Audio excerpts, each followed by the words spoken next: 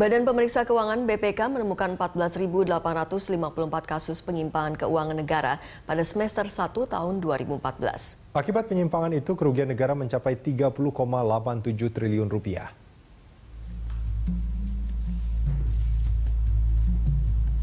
Ketua BPK Hari Azhar Aziz mengungkapkan kasus ini terdiri dari ketidakpatuhan terhadap ketentuan peraturan perundang-undangan sebanyak 8.323 kasus dan kelemahan sistem pengendalian internal atau SPI sebanyak 6.531 kasus. Dari 4.900 kasus ketidakpatuhan terhadap ketentuan peraturan perundang-undangan menyebabkan potensi kerugian dan kekurangan penerimaan negara mencapai 25,74 triliun rupiah.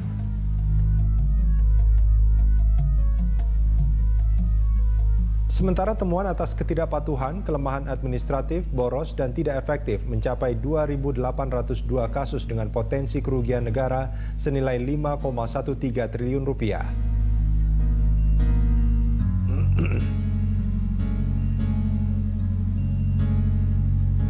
Menurut BPK, dari rangkaian kasus ini, negara juga mengalami kerugian setoran dari pemerintah daerah dan swasta sebesar 7,58 triliun rupiah. Sementara dari kementerian dan lembaga tinggi negara.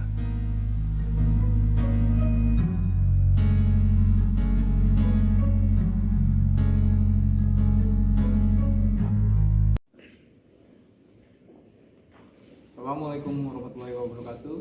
Izin memperkenalkan diri, nama utama Potekip Angkatan 55. Nama Hidayatul Wahid, STB 4280, Prodi Manajemen Pemasyarakatan Kelas A. Kali ini saya akan membahas mengenai pengembalian kerugian keuangan negara di luar pengadilan. Sebelum itu, apa sih definisi dari kerugian negara?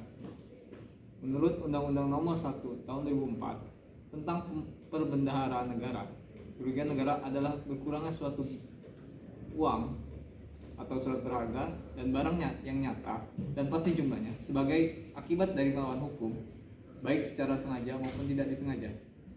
Dalam pasal 59 ayat 1 Undang-Undang Nomor 1 2004 bahwa setiap kerugian negara yang disebabkan oleh tindakan melanggar hukum atau kelalaian harus segera diselesaikan sesuai dengan ketentuan perundang-undangan yang berlaku.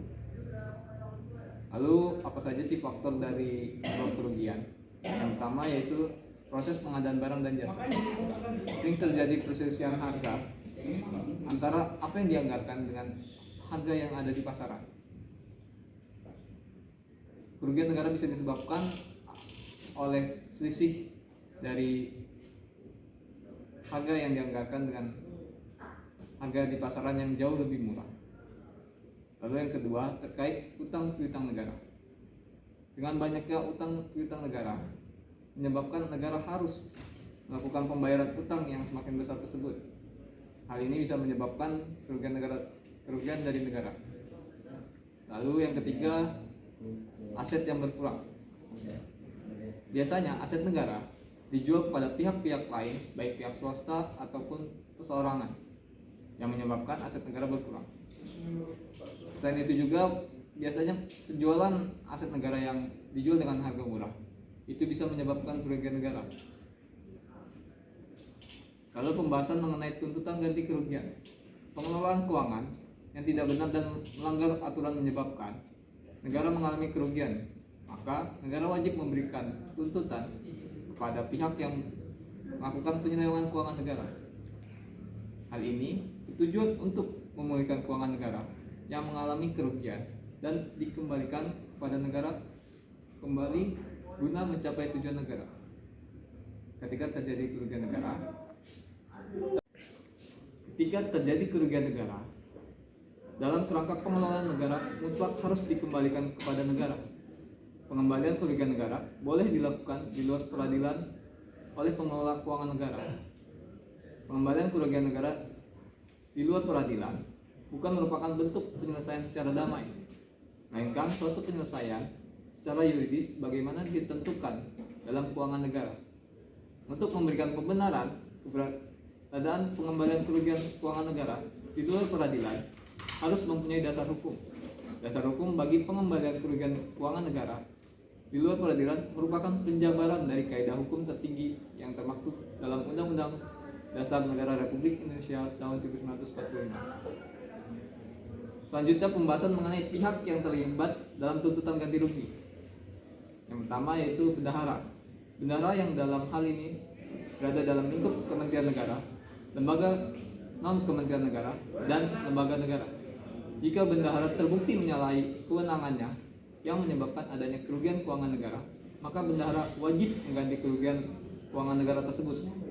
Apabila ditemukan kerugian keuangan negara, maka harus melaporkan kepada Badan Pemeriksa Keuangan paling lambat 7 hari sejak diketahui adanya kerugian keuangan negara tersebut.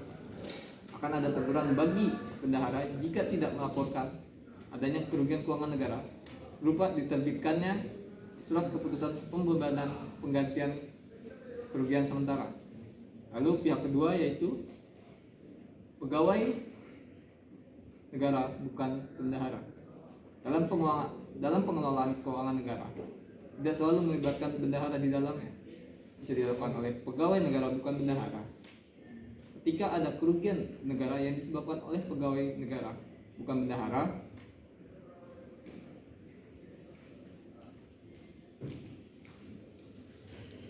maka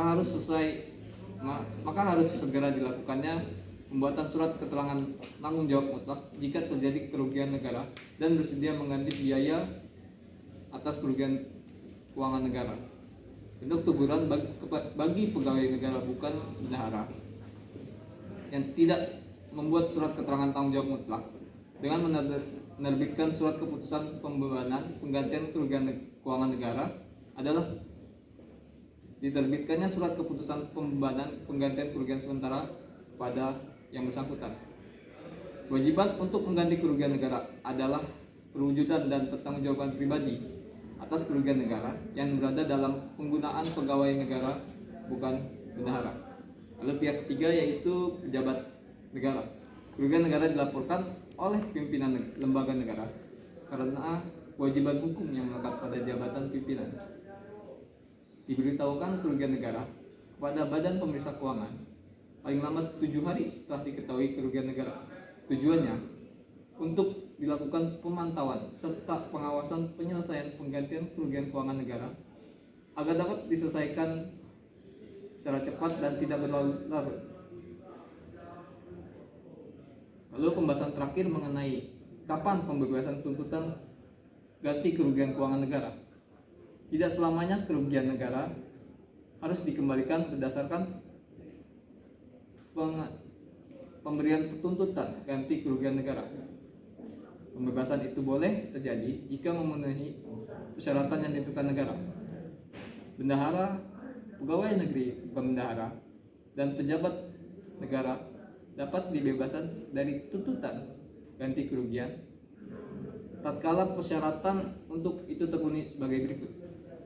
Yang pertama, hak negara dinyatakan kadaluarsa dalam jangka waktu 5 tahun sejak diketahui kerugian negara tersebut tidak melakukan penuntutan ganti kerugian keuangan negara. Yang kedua, hak negara dinyatakan kadaluarsa apabila dalam waktu 8 tahun sejak terjadinya kerugian negara tidak dilakukan penuntutan. Lalu yang ketiga, hak negara dinyatakan hapus ketika disampaikan oleh pejabat yang berwenang mengenai adanya kerugian negara kepada pengampu bendahara, pegawai negeri bukan bendahara, dan pejabat negara. Pembebasan tuntutan ganti kerugian negara pada hakikatnya bergantung pada kealpaan atau kelalaian penyelenggaraan negara untuk melakukan tuntutan ganti kerugian keuangan negara. Bebasnya bendahara, pegawai negara bukan bendahara, dan pejabat negara dari tuntutan ganti kerugian keuangan negara karena penyelenggaraan negara yang tidak memahami kaidah hukum keuangan negara. Itulah pembahasan yang bisa saya sampaikan. Kurang lebihnya mohon maaf. Terima kasih. Wassalamualaikum warahmatullahi wabarakatuh.